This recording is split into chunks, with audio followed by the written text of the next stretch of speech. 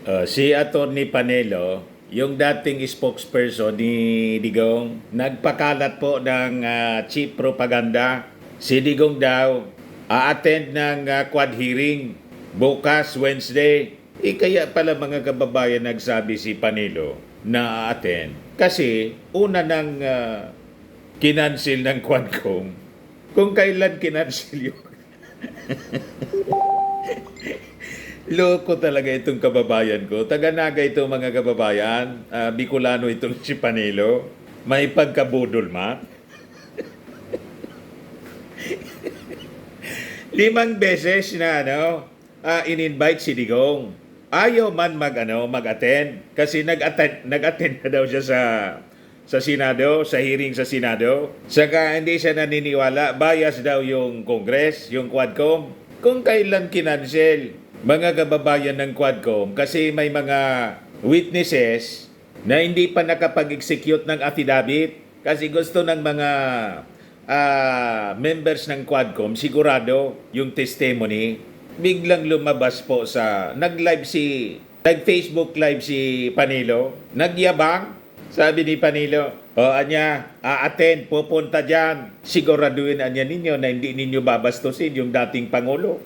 Kasi pag ginawaan niya ninyo, talagang magalo ang balat sa tinalupan.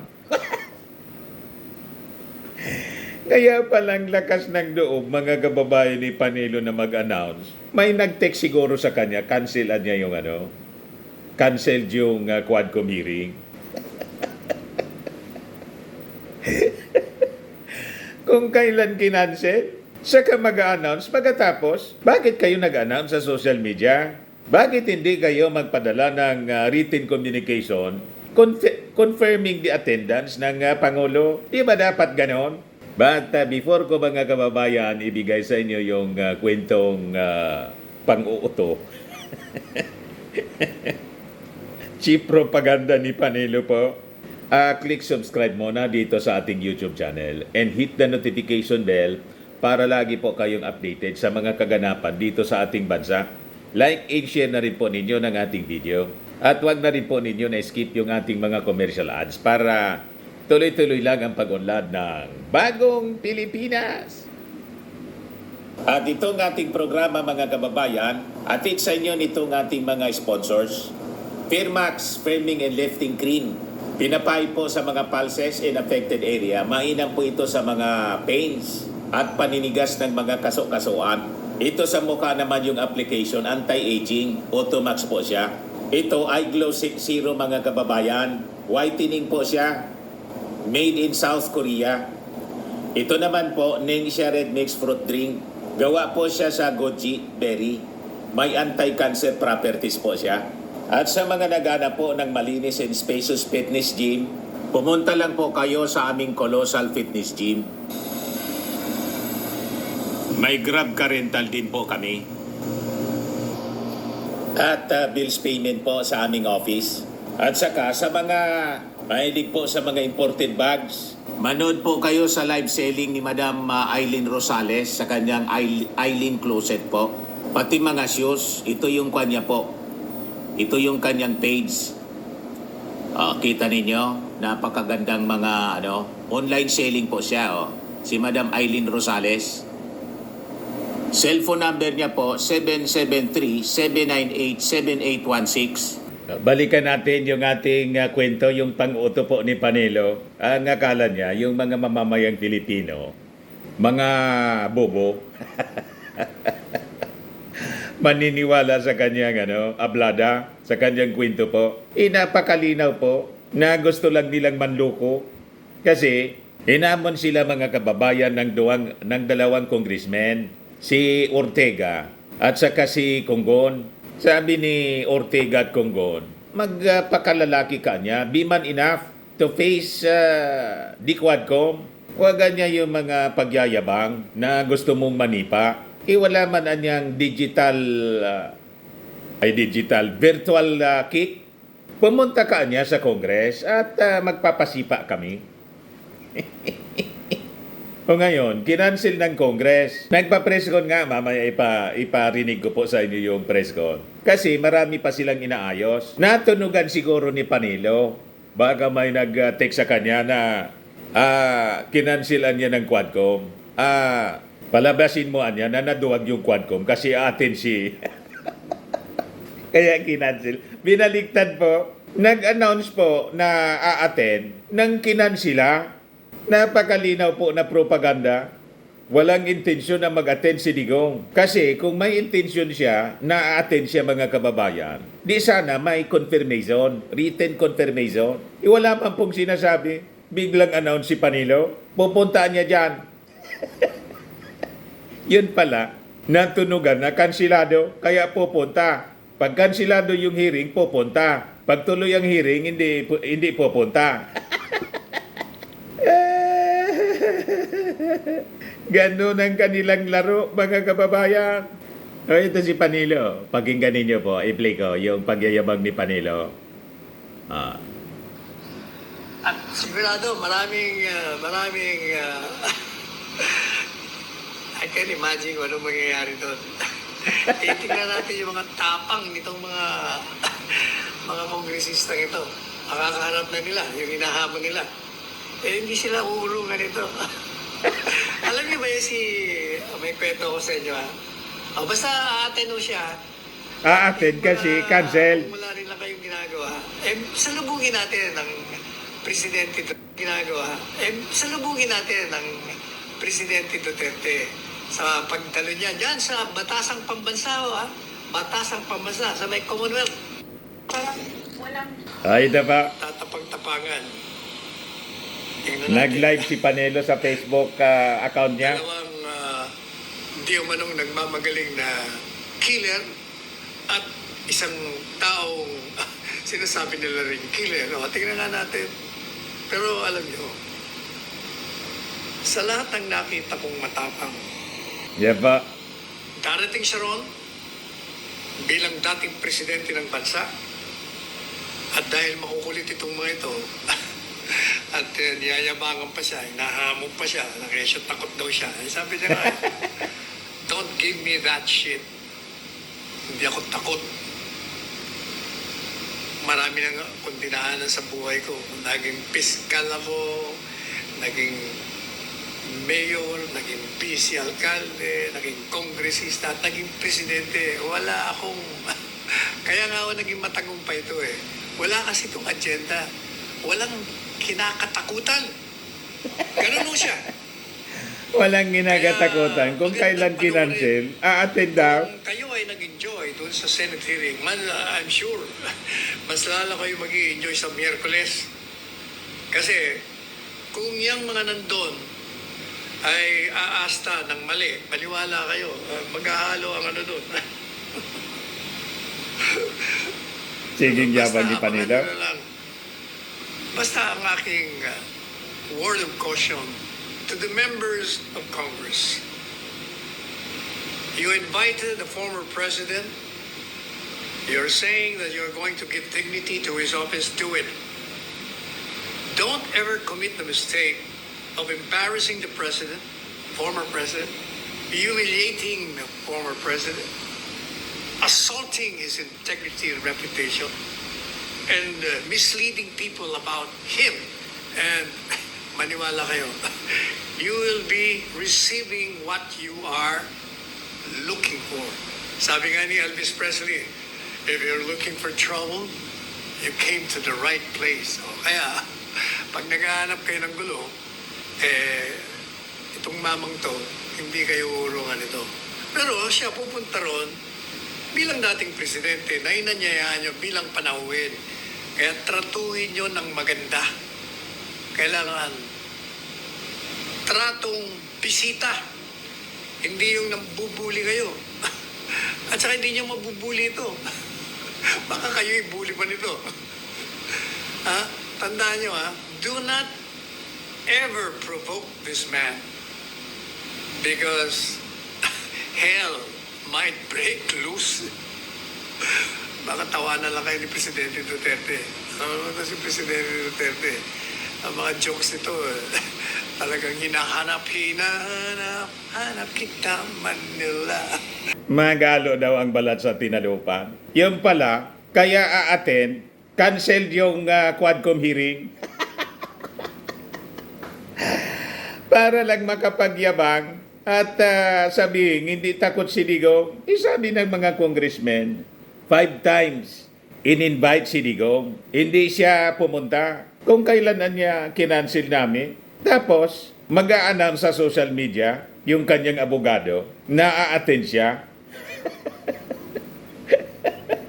Sabi po ni Congressman Barbers, unang-una niya, wala man siyang confirmation.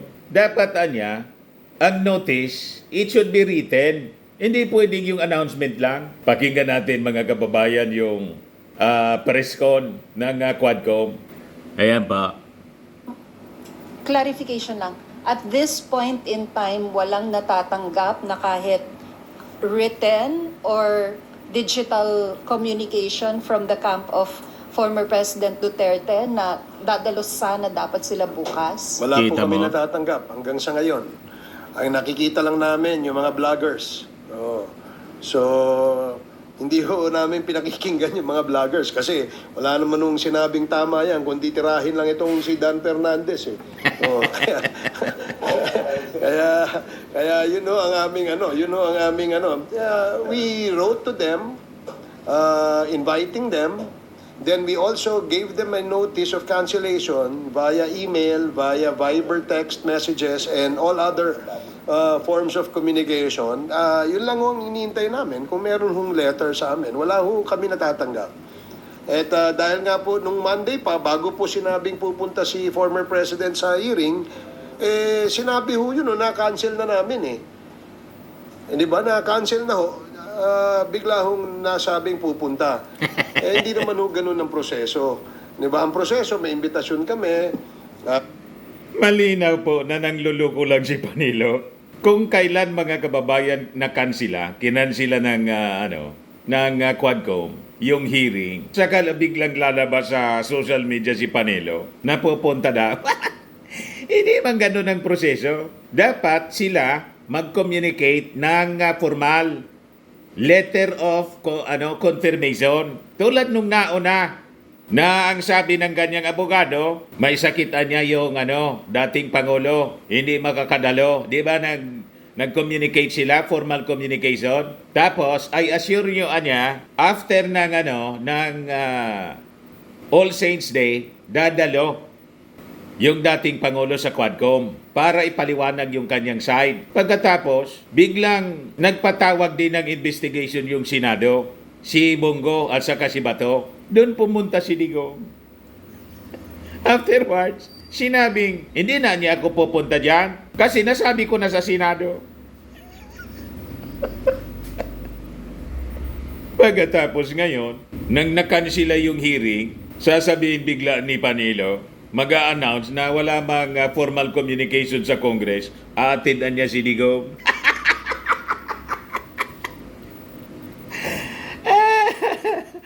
Malinaw po na propaganda, panluloko lang ang ginagawa ni Panilo.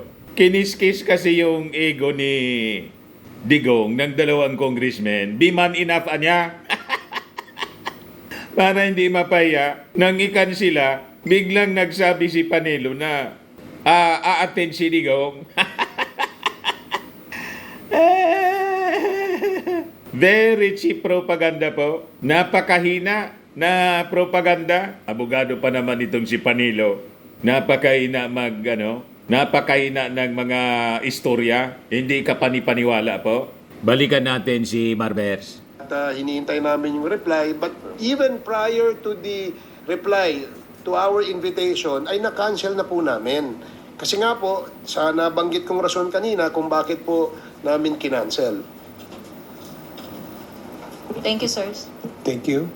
Next questions from Marian Enriquez of TV5.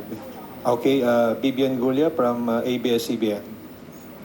Actually, yung clarification ko yun lang din, sir. So, bali, 2 letters lang po yung na-receive ng Quadcom from the camp of the former president. The first one was yung before the November 1st, and the second one was declining the invitation. Wala na pong ibang communication na na-receive po. Hindi, ganito po yan. Since the start of the Quadcom hearings, invitation has already been extended to the former president. And the two senators, no, incumbent senators. But there was no reply. Then we had subsequent committee hearings of the Quad. There was no reply whether they will attend or not. Now, there was a press statement issued by the former president that he said wala siya natatanggap na invitation. That's why we had to send again another invitation for our October 22 committee Quadcom hearing.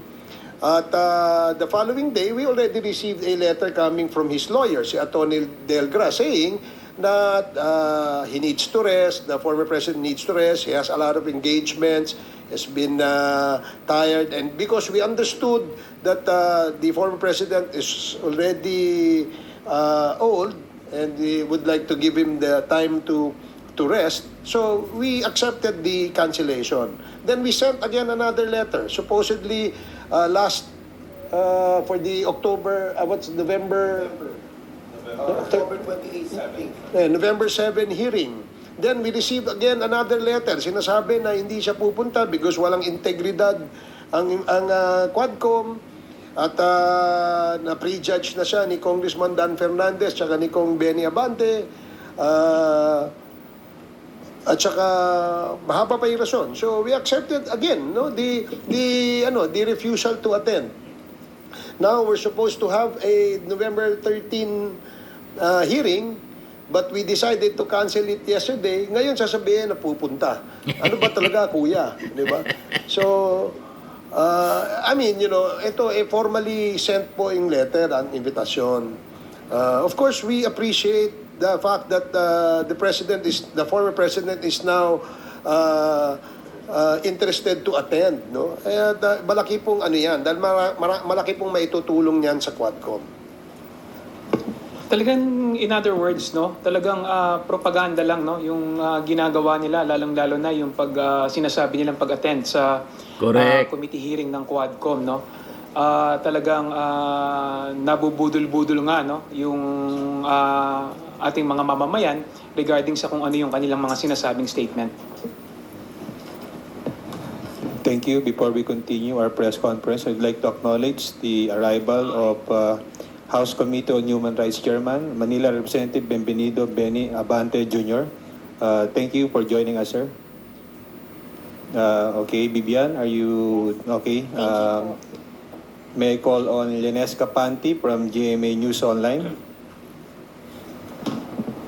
Good morning po. Sir, yung kay former President Duterte also, he said that he had nothing more to say, to add, given his testimony in the Senate, the drug war probe.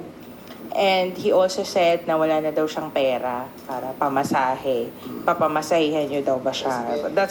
That's how he said it, na wala na daw siyang pera, pamasahe. So how do you respond to this, na he has nothing to add more to what he said in the Senate? So do you agree with that? And yung second na wala daw siyang pamasahe papunta dito? Well, in fact, that was stated in the letter of Attorney Delgra, no? Sabi niya, he has nothing more to add, no, dun sa Quadcom. Sinabi na daw niya lahat ng na gusto niyang sabihin sa And of course, we took note of that, no. Pero nga mas maganda nga sana na sa kagustuhan ng mga mayorya ng membro ng Quadcom na makaharap at matanong direkta ang ating Pangulo, dating Pangulo. So I think if the President would welcome that, we will appreciate, no, kapag siya nag-attend. Yun nga lang po, nagkaroon lamang po ng cancellation ngayong Wednesday. Because of the reasons I stated earlier, at hindi dahil sa sinasabi ng mga vlogger. Wala hong hindi ho namin pinakikinggan yan. Nababasa-basa lang po natin yan. Kung sa mga pamasahe naman, nag-usap-usap ang mga chairman, ang pinakamalaking ambag ay si Congressman Dan at gusto lamang malaman kung ilan sila, no, so that we can also accommodate at ma-arrange din po yung mga accommodation. And at the same time siguro we have to make it formal, no? I-formalize natin lahat kasi nga pag yung sa social media tayo nagsagutan, I think it will not be proper, no? At maliligaw po tayo. Especially yan, nagpo-pronounce sila that they will be attending. And it's not even coming from the president, di ba?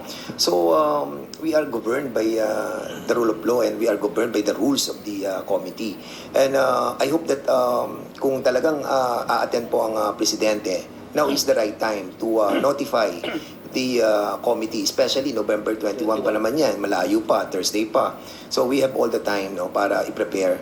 Ang problem talaga, alam nyo, mahirap din naman po yung bukas maghihiring na po kami. Eh di somebody will accuse us that we are, kumbaga, binibreak namin yung own rules namin of the three-day notice. Kaya sana po, no, ibalik na po natin yung tamang proseso para na sa ganon na we will be guided accordingly. Chairman Abante. Just ano lang sir, to add, yung sinabi niyang wala siyang pamasahe, it was a press conference. It was not a social, hindi siya galing sa vlogger. He had a press conference and he said na yun nga, wala daw siyang pamasahe. Well, nasagot na po ni Chairman Ace Barberson tungkol dito. So, we're willing to chip in kung talagang kinakailangan. No? If really the President wants to come. Hindi namin siya pipilitin, no, according to his condition, a health condition, o mental condition. Kami naman, we would like the people to know that we have high respect for the former president. And we really want to, to hear his side of the issue. Kahit na po marami siyang nasabi sa Senado, it's up to him actually. It's up to him. Hindi naman niya sinabi personally na pupunta siya. It was actually his lawyers who said it. So, it's up to him. If you'd like to come, very much welcome po siya. Just like to add lang po on the first point, kasi po our only basis is yung letter ni Attorney Delga. I don't know yet the sentiments of the former president. But when the committee invites resource persons, it's not only for them to have any unilateral pronouncements, but we also have questions. So pag sinasabi po nila they have nothing more to say, I think kami po sa committee ay marami pong katanungan. So we hope that they do reconsider. When he appeared before the Senate and he made those pronouncements, I think it left more questions than answers. So on the topic lang po, no, sinasabi na they have nothing more to say. I hope that they could reconsider, take the invitation, and then answer the questions of our members. Thank you, Lenesca. Gab Lalu from Inquirer Online. Please proceed with your questions. Sir, just a quick follow-up. Kasi na-mention po yung advanced age ni former President Duterte. Pero if I recall, in one of the hearings before the Quad Committee was formed, parang pumunta po si former Senate President Juan Ponce Enrile, di ba? To explain dun sa CESA. May ganun din po. Parang kumbaga kung nakapunta po si former Senate President Enrile, bakit hindi makakapunta si... Well, actually, yung sa Committee on Public Order and Safety, when we started the investigation on the POGO, it was initially referred to my committee, and we invited the former Senate President, si Juan Ponce Enrile, and with all due respect with him, talagang siya po ang inuna namin because of his old age.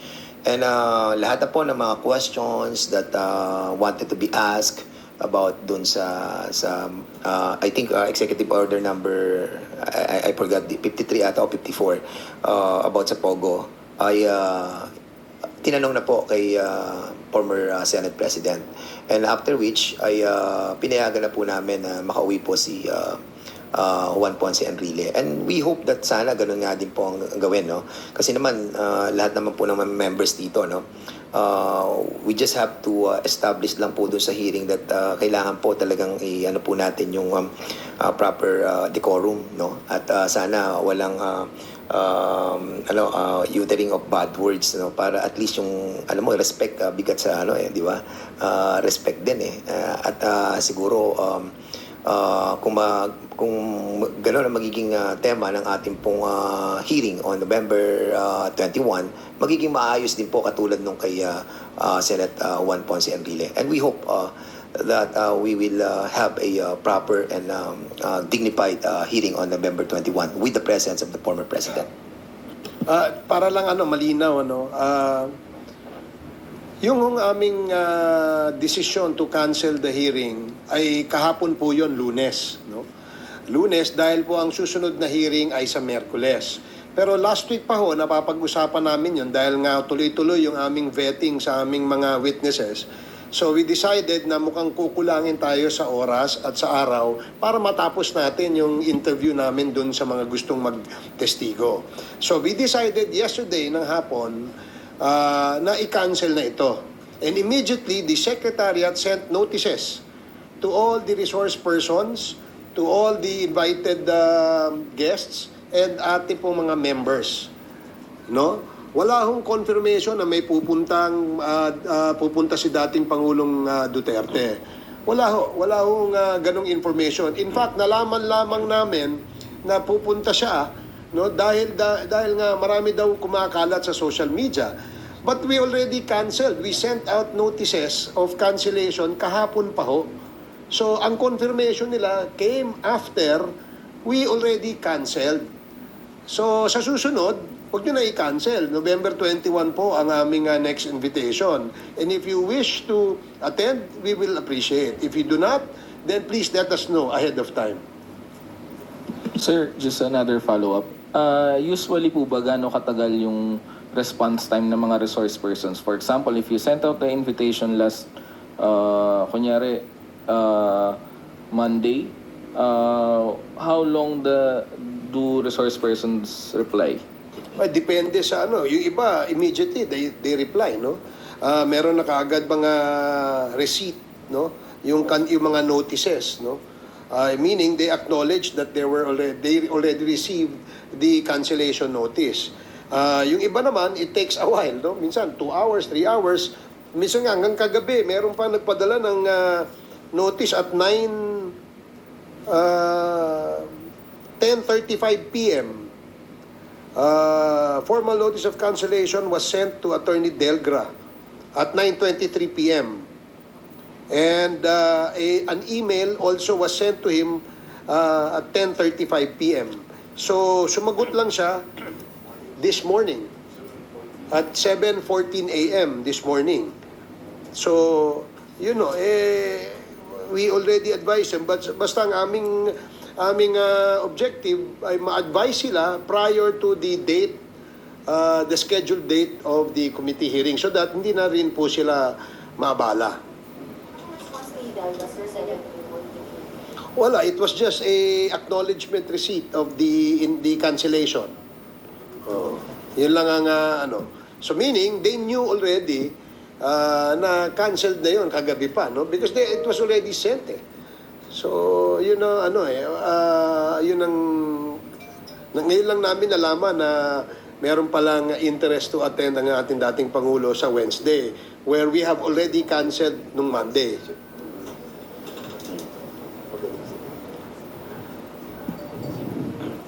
Okay ka na, Gab? Thank you. Are there any other related questions on Quadcom? Hindi po ba masyadong late yung Monday night na finals or Monday afternoon na finalize tapos Tuesday, Wednesday po morning yung mismong hearing? Kung kunyari nakauwi na po or lipad kumbaga from other provinces yung mga resource persons. Hindi, kaya nga we made it a point that yesterday masabihan na kagad namin sila, no? Because 2 days prior notice I think is enough time for them to decide on whether to go or not to go.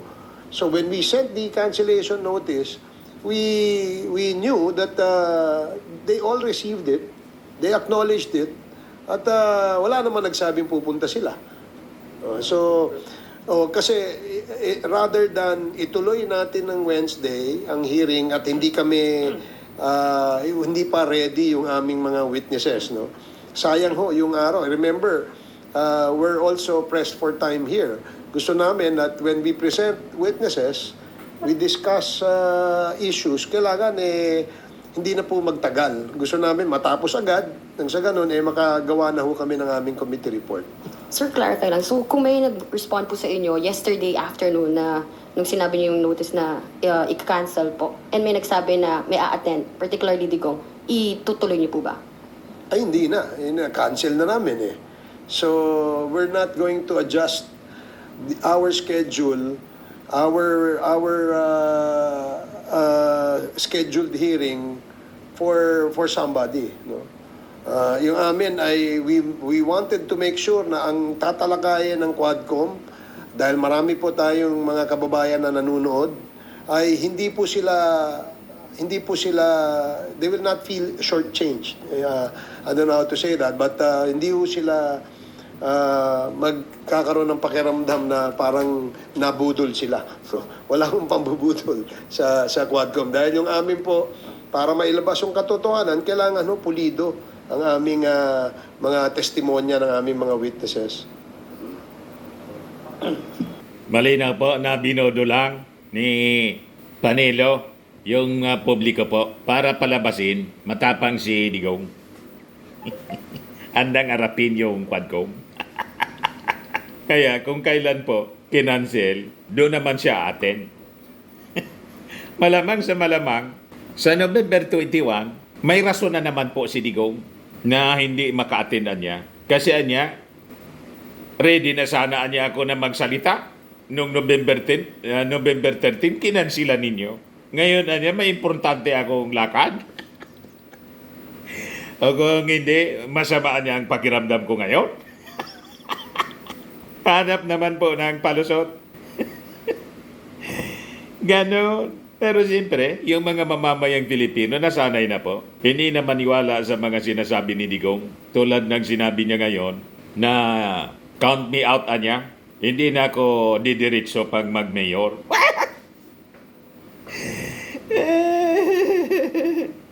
Yun naman yung pinalalabas mga kababayan ni Digong. O ngayon, may latest report tungkol kay Garma. Di ba si Garma po? Sabi sa balita kanina, lumarga papuntang Amerika. Ayan po. Garma reportedly leaves country for USA. Garma along with her daughter allegedly departed for Washington, D.C. Details surrounding her departure remain unclear at this time. O ngayon, ang latest po, hinuli po si Garma sa Amerika. Inaristo po. Yan ang announcement ng Department of Justice. Royina Garma, daughter arrested in California. Dinitain daw po sa San Francisco, California.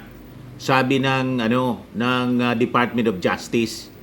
Yan former police official Royina Garma at saka yung anak niya na si Angelica Garma Bilila have been arrested and detained in San Francisco, California. The DOJ issued a statement after Garma reportedly left the Philippines for Washington, D.C. noong November 7. So, kinonfirm na ng PNP sa kanang DILG. The arrest in detention of former Police Colonel Royina Garma at saka ni Angelica Garma Bilila sa San Francisco. Wala pang masyadong detalye po kung bakit hinuli yung mag-ina matapos lumarga pa Amerika. O abangan na lang po natin mga kababayan yung mga developments ng balitang yan. Importante, nabasag na yung pang-uuto ni Attorney Panelo na si Digong dadalo daw bukas sa Quadcom hearing. Dadalo kasi nakansila. Pag kansilado, dadalo. Malinaw na pang-uto po. Pambubudol. Sa November 21, malamang hindi dadalo. Tama ba? Sa mga naghanap ng malinis and spacious fitness gym, pumunta lang po kayo sa aming Colossal Fitness Gym. We also offer Grab Car Rental with our brand new 2023 model ng Toyota Innova. We also accept booking for those who are planning to travel via PAL, Cebu Pacific, and other airline companies, local and international, and bills payment for Meralco Bills, PLDT, Aleco Bills, etc. Ang Colossal Fitness Gym is located at 3rd floor Security Bank Building, Landco Business Park, Legazpi City, Albay.